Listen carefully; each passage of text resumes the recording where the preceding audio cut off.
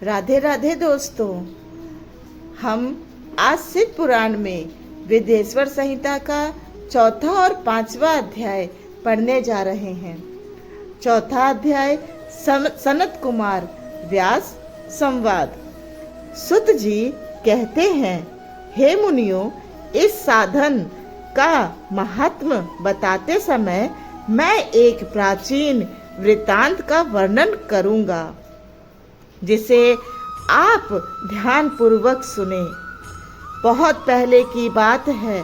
पराशर मुनि के पुत्र मेरे गुरु व्यासदेव जी सरस्वती नदी के तट पर तपस्या कर रहे थे।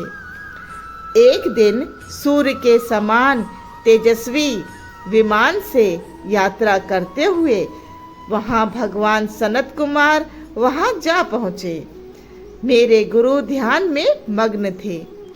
जागने पर अपने सामने सनत कुमार जी को देखकर वे बड़ी तेजी से उठे और उनके चरणों का स्पर्श कर उन्हें अर्घ्य देकर योग आसन पर विराजमान किया। प्रसन्न होकर सनत कुमार जी गंभीर वाणी में बोले, मुनि, तुम सत्य का चिंतन करो। सत्य तत्व का चिंतन ही श्रेय प्राणी का मार्ग है। इसी से कल्याण का मार्ग प्रशस्त होता है। यही कल्याणकारी है। यह जब जीवन में आ जाता है तो सब सुंदर हो जाता है। सत्य का अर्थ है सदैव रहने वाला। इस काल का कोई प्रभाव नहीं पड़ता। यह सदा एक समान रहता है। सनत कुमार जी ने महर्षि व्यास को आगे समझाते हुए कहा, महर्षि, सत्य पदार्थ भगवान शिव ही हैं। भगवान शंकर का श्रवण, कीर्तन और मनन ही उन्हें प्राप्त करने के सर्वश्रेष्ठ साधन हैं। पूर्व काल में मैं दूसरे अनेकानेक साधनों के भ्रम में पड़ा घूमता हुआ तपस्या करने मंदराचल पर जा पहुंचा। कुछ समय बाद महेश्वर शिव की आज्ञा से सबके साक्षी तथा शिवगणों के स्वामी नंदीकेश्वर वहां आए और स्नेहपूर्वक मुक्ति का साधन बताते हुए बोले, भगवान शंकर का श्रवण, कीर्तन और मनन ही मुक्ति का स्रोत है।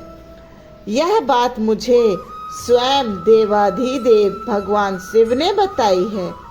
अतः तुम इन्हीं साधनों का अनुष्ठान करो। व्यास जी से ऐसा कहकर अनुगामियों सहित सनत कुमार ब्रह्मधाम को चले गए। इस प्रकार इस उत्तम वृतांत का संक्षेप में मैंने वर्णन किया। ऋषि बोले, सुत जी, आपने श्रवण, कीर्तन और मनन को मुक्ति का उपाय बताया है, किंतु जो मनुष्य इन तीनों साधनों में असमर्थ हो, वह मनुष्य कैसे मुक्त हो सकता है? किस कर्म के द्वारा बिना यातना के ही मोक्ष मिल सकता है? अब हम पढ़ेंगे पांचवा अध्याय, शिवलिंग का रहस्य एवं महत्व। सुत जी कहते हैं, हे सौनक जी, श्रवण, कीर्तन और मनन जैसे साधनों को करना प्रत्येक के लिए सुगम नहीं है। इसके लिए योग गुरु और आचार्य होना चाहिए। गुरुमुख से ही सुनी गई वाणी मन की शंकाओं को दग्ध करती है। गुरुमुख से सुने शिव तत्व द्वारा शिव के रूप स्वरूप के दर्शन और गुण अनुवाद में रस अनुभूति होती है। तभी भक्त कीर्तन कर पाता है। यदि ऐसा कर पाना संभव ना हो तो मोक्षार्थी को चाहिए कि वह भगवान शंकर के लिए लिंग एवं मूर्ति की स्थापना करके रोज उनकी पूजा करे। इसे अपनाकर वह इस संसार सागर से पार हो सकता है।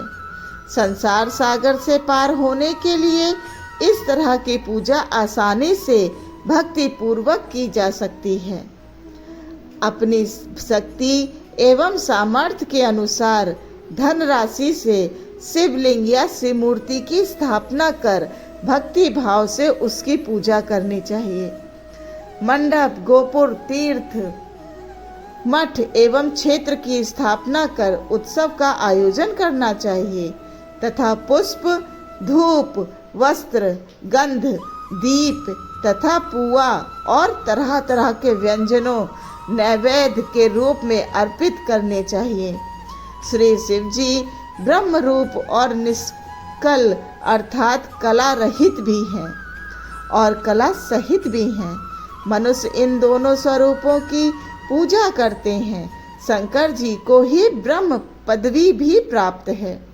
कलापूर्ण भगवान शिव की मूर्ति पूजा भी मनुष्यों द्वारा की जाती है और वेदों ने भी इस तरह की पूजा की आज्ञा प्रदान की है। सनत कुमार जी ने पूछा, हे नंदकेश्वर, पूर्व काल में उत्पन्न हुए लिंग बेर अर्थात मूर्ति की उत्पत्ति के संबंध में आप हमें विस्तार से बताइए। नंदकेश्वर ने बताया, मुनीश्वर, प्राचीन काल में एक बार ब्रह्मा और विष्णु के मध्य युद्ध हुआ तो उनके बीच स्तंभ रूप में शिवजी प्रकट हो गए। इस प्रकार उन्होंने पृथ्वी लोक का संरक्षण किया।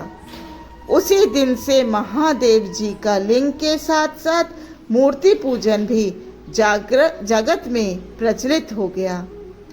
अन्य देवताओं की साकार अर्थात मूर्ति पूजा होने लगी जो कि अभिष्ट फल प्रदान करने वाली थी, परंतु शिवजी के लिंग और मूर्ति दोनों रूप ही पूजनीय हैं। ओम नमः शिवाय। हर हर महादेव। जय शिव शंकर। अगर आपको मेरी कहानी पढ़ने का तरीका अच्छा लगता है तो प्लीज़ मेरे चैनल को शेयर करिए, लाइक करिए और सब्सक्राइब करिए। आपको और कौन सी कहानियाँ सुननी हैं प्लीज़ मुझे कमेंट में बताइए। धन्यवाद।